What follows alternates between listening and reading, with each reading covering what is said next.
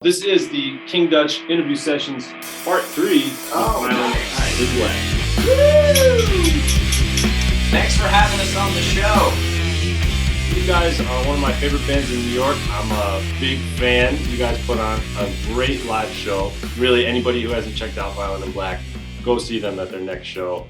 You won't regret it. You got some Metallica posters in the back there? Yeah. We got some Metallica. We actually have one of ours right over there, that really seemingly inappropriate one from our headlining residency at Pianos a couple of years back. This is a wall of fame. I want to put up some like golden records and stuff here to replace the Metallica poster one day. I could live with gold. Yeah, I could live with gold. Or myrrh. Could have a myrrh album. If we're into Christian rock. Yeah.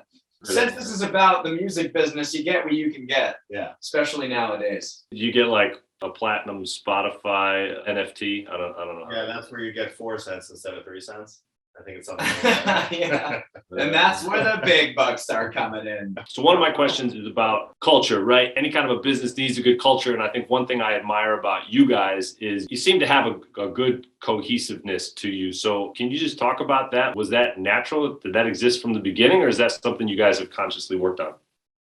I think for our shows, and even before we all three of us played our first show together, the vibe, pun intended, was something that we couldn't ignore. When you're playing a show, you kind of black out. It's the best 45 minutes or the best 60 minutes, whatever it is, just playing songs that you wrote and worked so hard on with the guys that were behind the creation of those songs and playing that live.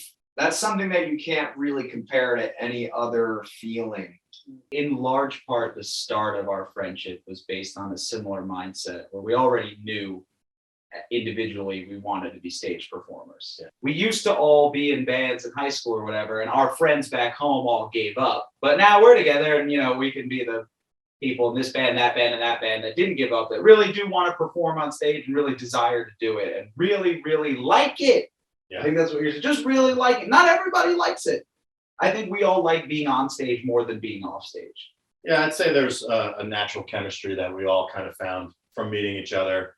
But to your point, I think we do water that as well. I mean, we definitely make sure that we stay on track with each other, give each other goals and deadlines and contracts and things like that to make sure that we believe in what we're doing and go after it so that we don't let things slip by the wayside. And we have meetings. Yeah. We have therapy. Definitely. We have team building. Talk with our manager, Yeah. set the calendar. Who takes the lead on that stuff? Who's saying, hey, this is what we need to do? I mean, is this like a collective thing? Does somebody take the lead? Like, what are the roles in the band? It's definitely a collective thing.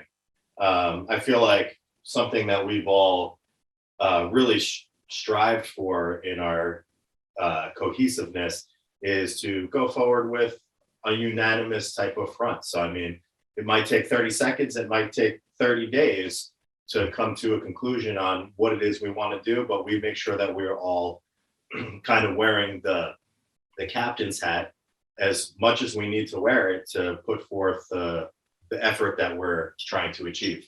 Just thinking about that goals question, because I think it's really important that everybody's on the same page. So if I ask each one of you individually, like, what are Violent and Black's goals? Would I get 3 different answers? Would they all be the same, or would they be different? And why is that the case? I think it's the same. Yeah, I think we each have sort of the way I would say that they're the same but different is, so like Travis is from Jersey and I'm from Brooklyn. So like I see Madison Square Garden as like the Coliseum. And Travis, maybe you see more like Asbury Park or like what, maybe like MetLife Stadium. But we all want to do the same thing in terms of put this on tape. We're coming for the big score. Absolutely. World domination. Yeah. We want to maintain creative control while doing it. I'd say that's the one caveat. We agreed on that. Yeah. We don't want to,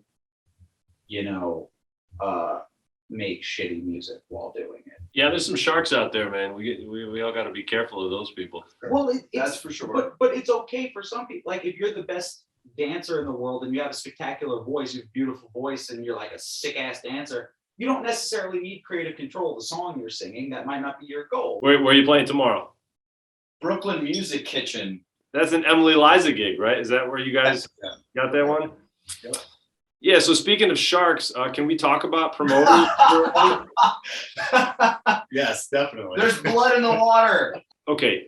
Promoters that just book up clubs, they sign bands on, and then the only kind of promotion that they do is basically creating a Facebook event, and then they take our friends' money. It's like a totally exploitative deal. The craziest part about what you're saying is that you're not even describing close to the worst deals that we've seen. I mean, the fact that they're letting us play with no cost to us, just you take the train there or whatever, is bananas. There are a million offers out there that require the bands to pay the venue. That's the funniest It's thing. neutral. Because if a lot of time, the reason why they have bands play at their club or bar in the first place is because we bring our people to drink at your bar, and you don't want to pay us a dime for it. And yeah, dude, it's more sharks than fish, I would say, in the ocean. And they're all trying to chomp at you. That's New York, baby. Yeah. Outside of the city, it's a totally different story, Come obviously. see our residency at the Late Late because that's free. There's no ticket price and anything like that. And they're treating us well, gave us a good deal and all those things. And we earned it, Here's the advice nugget of the day is our story of getting the Late Late residency is we just went. They had an open mic and we just went and we did our thing. And then they said, hey, can you come back? And we said, oh, you want us back? Well, talk to our manager. And our manager went, oh, you like them? Well, and then, and so you just go from there. We're kind of out of time, but I am curious. You're like one of the only bands around that I know that has a manager. So can you just talk about what that relationship's like, what he does for you? His name's Hank, right? Like what's the value there for you guys? Would you recommend it to other bands, finding somebody like that to work with? The main thing is the only thing he really does with the creative stuff for us is gives us deadlines because we're meeting with a producer on this day.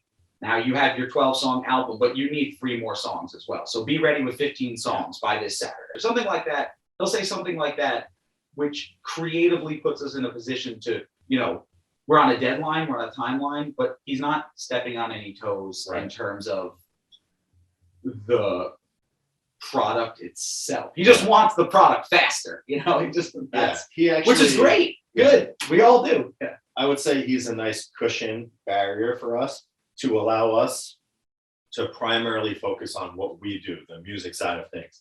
So we can focus all of our energy on that and know that we have someone responsible and respectful and good at what they do, handling all the other things that get fired at us from any other direction. So just having that cushion there, I think really frees up our brains to focus on our primary skill set. So you guys, you guys got gigs coming up, Brooklyn Music Kitchen, you got your residency, you got recordings in the works? What's next for Violent Black? We'll be at the Late Late, a bunch of dates. Fridays. Oh yeah, it's Friday, and they're free to get in on Fridays. In March and April and May. It's like a few. It's Fridays. Fridays at the Late Late. And where can people hear your music? Violentandblack.com, baby. It's all there. And just wanted to drop this out there. I think we may have mentioned it on our socials, but we have a new single coming out that we're giving you the exclusive, the drop. We have a song called Teenage Rage that we're going to be putting out very soon. Awesome. Well, I look forward to hearing that. And I thank you, lovely gentlemen, for your time. Rock the kitchen tomorrow night. Oh, yes. We'll do. With all our pots and pans.